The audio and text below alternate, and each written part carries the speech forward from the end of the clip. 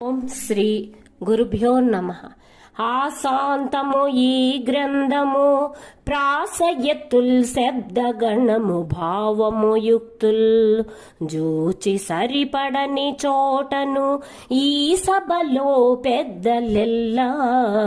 ఇది దిద్దవలెనో దిద్ది